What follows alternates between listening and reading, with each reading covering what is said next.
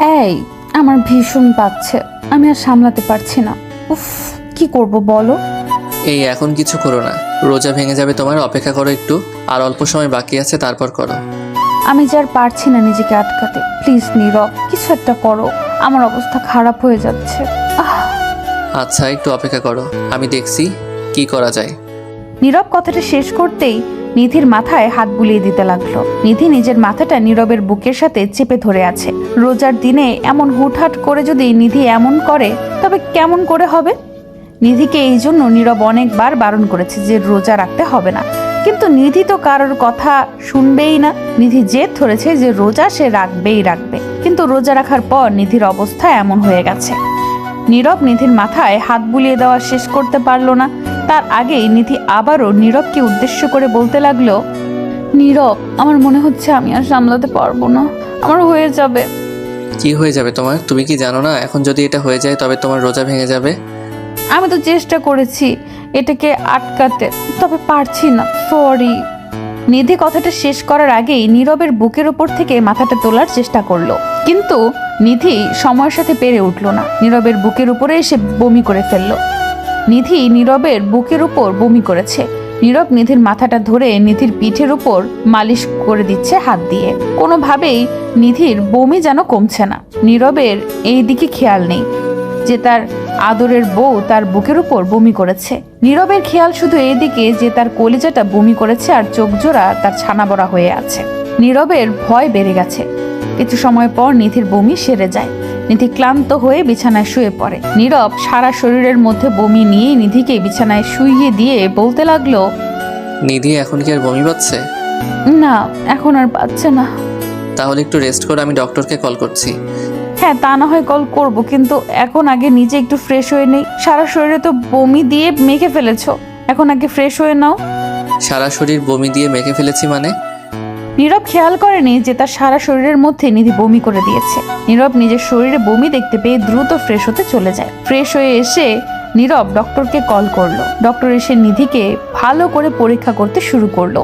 নীরব নিধির পাশেই বসে আছে। নীরব ভাবছে হয়তো নিধির শরীরে এই রোজা রাখার কারণে অসুস্থ হয়ে পড়েছে। নীরব কিছু সময় অপেক্ষা করতেই ডক্টর নীরবকে উদ্দেশ্য করে মুচকি হেসে বলতে লাগলো, মাশাআল্লাহ, আপনার জন্য একটা সুখবর আছে, আপনি বাবা হতে চলেছেন। ডক্টরের কথাটি শুনে নীরব নিধি দুজনেই চমকে উঠল। নীরব আর নিধির বিয়ে হয়েছে প্রায় 3 বছর হতে চলল, তবে এখন পর্যন্ত নিধি একবারও কনসিভ করেনি। নীরব ভেবেছে হয়তো তাদের ভাগ্যে সন্তান নেই, কিন্তু এ কি বলল ডক্টর? নীরব নিধির দিকে তাকাতেই নিধির লজ্জা পেয়ে নীরবের দিক থেকে চোখ নামিয়ে নিল। নীরব নিধির কাছে এসে নিধির পাশে বসলো। নিধি লজ্জা মাখা মুখ নিয়ে নীরবকে উদ্দেশ্য করে বলতে লাগলো, এই, তুমি আমার দিকে এমন করে তাকিয়ে আছো কি জন্য? আমার লজ্জা লাগছে ভীষণ। যাও বলছি ফাজিল। নিধি তুমি ভাবতে পারছো ডক্টর কি বলেছে? আমি আর তুমি বাবা মা হতে চলেছি। আমাদের কতদিনের ইচ্ছে আমার সন্তান হোক, আজ সেটা পূরণ হতে চলেছে। জি, সেটাই তো শুনলাম। আমার অনেক অদ্ভুত লাগছে জানো, আমি কিনা মা হব, এটা ভাবতেই কেমন যেন লাগছে আমার। তোমার কেমন লাগছে সেটা আমি জানি শোনা, আমি তো আজ মনে হচ্ছে খুশিতে পাগল হয়ে যাব। নীরব কথাটা শেষ করতেই নিধিকে নিজের বুকে টেনে নিল। নিধি নীরবের বুকে মাথা রেখে প্রশান্তি নিচ্ছে। এত বছর পর একটা সুখবর তাদের কানে আসলো। নিধি আজ নিজেকে ভাগ্যবতী মনে করছে এই ভেবে যে সে তার স্বামী নীরবের মুখে হাসি ফোটাতে পেরেছে। সব স্বামী তার স্ত্রীর কাছ থেকে শুধুমাত্র এই একটা খুশির খবর জানতে চায়, যেটা নিধি আজ নীরবকে শুনিয়েছে। নিধির বাচ্চা হচ্ছিল না বলে অনেকে অনেক কথা নিধিকে শুনিয়েছে।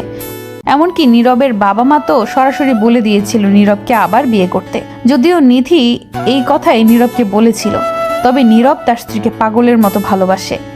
নিধির জায়গায় অন্য কাউকে কখনো নীরব মানতে পারবে না।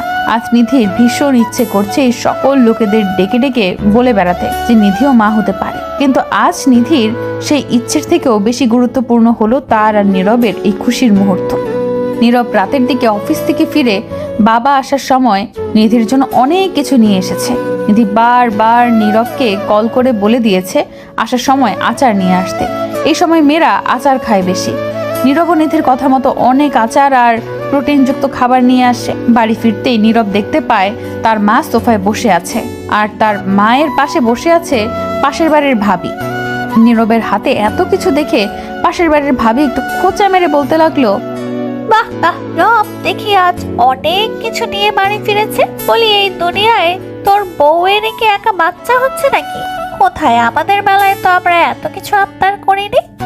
পাশের বাড়ির ভাবির কথায় বিপরীতে নীরব কিছু বলতে গিয়েও বলতে পারলো না। এই মহিলার সাথে কিছু বলা মানে হলো নিজের সম্মানটা নিজেই ছোট করা। আর নীরবের মাও তো এখানে উপস্থিত আছে, উনিও নীরব হয়ে আছে। নীরব আর ভাবির দিকে থেকে চোখ ফিরিয়ে মুখ ফিরিয়ে নিয়ে নিজের রুমের দিকে চলে যেতে নিতেই ভাবি আবারও নীরবকে উদ্দেশ্য করে বলতে লাগলো, আজকালকার ছেলেগুলো বউ পাগলা হয়ে গেছে, কারোর সাথে কথা বলার প্রয়োজন তো দূর, এরা বউ ছাড়া যেন কিছুই বুঝতে চায় না। ভাবির কথাটা শুনতেই নীরব ঠায় থমকে যায়। পেছন ফিরে ভাবির দিকে এগিয়ে এসে নীরব বলতে লাগলো, আচ্ছা ভাবি, আপনার কোথায় সমস্যা? আপনার স্বামী আপনার জন্য কখন কি আনলো সেটা তো আমার গিয়ে দেখতে যাই না। পরের ঘরের সব বিষয়ে নাক গলানোর বাজে স্বভাবটা বদলে ফেলুন। আর স্ত্রীর যত্ন করাটা যদি বউ পাগলা হয় তবে আমি সেটাই, আমার এতে কিছুই যায় আসে না। যে যেমন তার চিন্তাধারাও ঠিক তেমন। নীরব কথাটা বলে মুখ বাঁকিয়ে ভাবির সামনে দিয়ে চলে যায় নিজের রুমের দিকে। ওইদিকে ভাবি হা করে তাকিয়ে আছে নীরবের দিকে। ভাবির ছোট মাথায় মনে হচ্ছে না এই কথাগুলো কোনো একটাও ঠিকঠাক মতো ঢুকেছে। নীরব রুমে এসে নিধির দিকে তাকিয়ে মুচকি হাসি দিল। সারাদিন শত পরিশ্রম করে বাড়ি এসে প্রিয়জনের হাসি মুখটা দেখার পর মনটা এমনিতেই চাঙ্গা হয়ে যায়। নীরব নিধির পাশে এসে বসলো আর নিধির দিকে আচারের জারটা এগিয়ে দিয়ে বলতে লাগলো, এই নিন জনাবা, আপনার জন্য সমস্ত আচার নিয়ে এসেছি। এবার একটা একটা টেস্ট করে আমায় বলুন কোনটা আপনার ভালো লেগেছে। সেসব পরে, আগে বলো নিচে কি হয়েছে? এত জোরে কথা বললে তুমি? সব ঠিক আছে তো? আরে নিচে কি হলো সেটা তোমায় কে জানতে বলেছে? পাগলি একটা, তুমি এত কথায় কান্না দিয়ে আমার বেবির কেয়ার করো। আমি তোমার কেয়ার করছি, ঠিক আছে? যাও আগে ফ্রেশ হয়ে নাও, আমি টেস্ট করছি একটা একটা করে। নীরব নিধির কপালে নিজের ঠোঁট জোড়া ছুঁয়ে দিয়ে চলে গেল ফ্রেশ হতে। আমাদের সমাজে এমন লোক অহরহ দেখা যায়, যারা কেউ যদি কোনো নারী সম্মান করে, কেয়ার করে, সহানুভূতি দেখায়, তবে তাদের মনে হয় ফোসকা পড়ে যায়। ভালোবাসার মানে হলো প্রিয়জনের কেয়ার করা। এতে করে কেউ বউ পাগলা হয় না, এতে করে ভালোবাসা বৃদ্ধি পায়। তবে আফসোসের কথা হলো এই কথাটা অনেকেই বোঝে না। নীরব ফ্রেশ হয়ে রুমে আসতেই দেখতে পায় নিধি তার জায়গায় নেই। নীরব নিধিকে দেখতে না পেয়ে খানিকটা চমকে যায়। হঠাৎ করে নিধি আবার কোথায় গেল? নীরব রুম থেকে বেরিয়ে নিধিকে ডাকলো, তবে নিধি কোনো উত্তর আসলো না। নীরব রান্নাঘরের দিকে গিয়ে দেখতে পেল তার স্ত্রী রান্না করছে। নিধি এমনিতেই অসুস্থ, তার উপর প্রেগনেন্ট। এই সময় রান্নাঘরে আসার কি প্রয়োজন? নীরব নিধিকে উদ্দেশ্য করে কর্কশ কণ্ঠে বলে উঠল, এই নিধি, তুমি এখানে কি করছো? তোমায় আমি বারণ করেছিলাম না যে তুমি রান্নাঘরে আসবে না? কথা কি কানে যায় না তোমার? আরে নীরব, এখন আমি ঠিক আছি, আর তোমার জন্য একটা চা করছিলাম, তাই আসছি। বেশি সময় লাগবে না, এই তো হয়ে গেছে। কিচ্ছু করতে হবে না তোমায়, এখনই রান্নাঘর থেকে বের হয়ে যাও। আমি চা খাবো না, বাহির থেকে খেয়ে এসেছি আমি। আরে এমন ছেলে মানুষই করতে নেই নীরব, এই তো হয়ে গেছে, তো একটু অপেক্ষা করো 2 মিনিট। আমার কথা শুনবে না তাই তো? ঠিক আছে, শুনতে হবে না আমার কথা। আমি আমার কাজ করছি আর তুমি তোমার কাজ করো। নীরব কথাটা বলতেই হন হন করে রান্নাঘরে ঢুকে পড়লো। নিধি নীরবের দিকে তাকিয়ে হাসছে। একটা পাগল ছেলের পাল্লায় পড়েছে সে। এই ছেলেটা তাকে যে একটুও শান্তি মতো কাজ করতে দিবে না, সেটা নিধি বেশ ভালোই বুঝতে পারছে।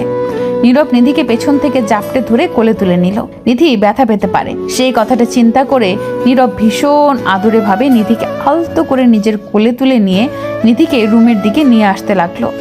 নিধি আর কিচ্ছু করার নেই। নীরবকে ছেড়ে দিতে বললেও কোনো লাভ হবে না, কারণ নীরব এত সহজে নিধিকে ছাড়বে না। নীরব নিধিকে নিয়ে সোজা নিজের রুমে চলে আসলো। বিছানার উপর নিধিকে আলতো করে শুইয়ে দিল নীরব। নিধি নীরবকে উদ্দেশ্য করে বলতে লাগলো, এই এমন পাগলামি করলে কেমনে হবে? এখন তো সবেমাত্র 3 মাস হলো, আরো তো দিন বাকি আছে নাকি? সময় 3 মাস হোক বা অন্তিম, আমার কাছে আমার স্ত্রীর সেবা সবসময় এক থাকবে। এখন চুপটি করে লক্ষ্মী ববের মতো শুয়ে রেস্ট করে আমি খাবার নিয়ে আসছি। না, আমি আজ কিচ্ছু খাবো না, আমার ইচ্ছে করছে না খেতে। কি ইচ্ছে করছে না? তোমার আবার কি হলো? কথা কি শুনতে পাও না? আমি খাবার খাবো না, আমার ইচ্ছে করছে না কিছু খেতে, কিছু মুখে নিতে। তাই নাকি? আচ্ছা ঠিক আছে, তুমি খাবার খেও না, আমি খাবার নিয়ে আসছি। তুমি চুপটি করে হা করবে আর গিলে দিবে, কেমন? সব সময় তুমি আমার সাথে এমনই করো, ফাজিল একটা। যাও তাড়াতাড়ি নিয়ে এসো, আর শোনো, আমি কিন্তু তোমার হাতেই খাবার খাবো, নিজে একটুও নিয়ে আসবা না। আচ্ছা ঠিক আছে, আমি খাইয়ে দিব, সমস্যা নেই, আসছি আমি। নীরব নিধি রাতের খাবার শেষ করে শুয়ে পড়ল। নিধি নীরবের বুকে মাথা রেখে আছে। মনের মধ্যে কেন জানি হাজারটা প্রশ্নের উদয় হচ্ছে নিধির। কেন যেন তার মন আজ কোনো কথা শুনছে না। বড্ড বিচলিত হয়ে উঠেছে তার মন, ভয়ও করছে ভীষণ। অনেকবার শুনেছি নিধি যে বাচ্চা ডেলিভারির সময় নাকি অনেক মায়ের মৃত্যু হয়। নিধি নিজের মনকে শান্ত করতে পারলো না। নিধি দুম করে নীরবকে উদ্দেশ্য করে বলতে শুরু করলো, নীরব, আমার না একটা প্রশ্ন করতে ইচ্ছে করছে। আমি কি প্রশ্নটা করব? বলো কি প্রশ্ন? আচ্ছা, আমি যদি মরে যাই তুমি কি আবার বিয়ে করবে? মাথা কি ঠিক আছে নাকি পাগল হয়ে গেছো? তুমি মরে যাবে কেন? আর আমায় ছেড়ে যাওয়ার জন্য বুঝি তার তর্স হয়েছে না তোমার? না, এমন না। আমি শুনেছি অনেকে বেবি ডেলিভারির সময় মারা যায়। যদি আমিও মরে যাই তবে কি তুমি আমায় ভুলে যাবে অন্য সবার মতো? আমার বিশ্বাস আছে আমার নিধি আমায় একা করে কখনো চলে যাবে না। আর তবু যদি নিধি আমায় ছেড়ে চলে যায় তো আমি তার জায়গায় অন্য কেউ আসবে এইসব তো কখনো ভাবিও নি। তবে এটা নিশ্চয়ই হবে। তোমার ভাবনায় মগ্ন থেকে একটা সময় আমিও তোমার কাছে চলে আসবো। এই চুপ, একদম বাজে কথা না। তুমি আমার কাছে আসবে না। আমাদের ভালোবাসার অংশ আমাদের আদরের সন্তানকে মানুষের মতো মানুষ করবে। আমি তো তোমার উপর সকল দায়িত্ব দিয়েই চলে যাব। তুমিও যদি চলে আসো তো ওর দায়িত্ব কে নেবে? সেটাই তো বলছি, আমাদের সন্তানের তার মাকেও প্রয়োজন। আমাদের সন্তান শুধু বাবা না, মাকেও চাই। তাই তোমায় কোথাও যেতে দিব না আমি। আল্লাহ তোমার কথা কবুল করুন, আমিন। হয়েছে, এখন ঘুমিয়ে পড়ো তো। একদম আজে বাজে চিন্তা করবে না। মন মাইন্ড সবসময় ফ্রেশ রাখবে, ঠিক আছে? ঠিক আছে। নিধি আর কিচ্ছু চিন্তা করলো না। নীরবকে ছেড়ে থাকার কথা মনে করলে নিধির বুকটা ভীষণ কেঁপে ওঠে। নীরবকে ছাড়া 1 মিনিট দূরে থাকাটা যেন তার কাছে মৃত্যুর সমান যন্ত্রণাদায়ক। দেখতে দেখতে নিধির ডেলিভারির সময় চলে এলো। নিধি ও নীরব দুজনেই চিন্তায় ছিল কি না কি হয়ে যায়। তবে বিধাতা মনে হয় তাদের সহায় ছিল।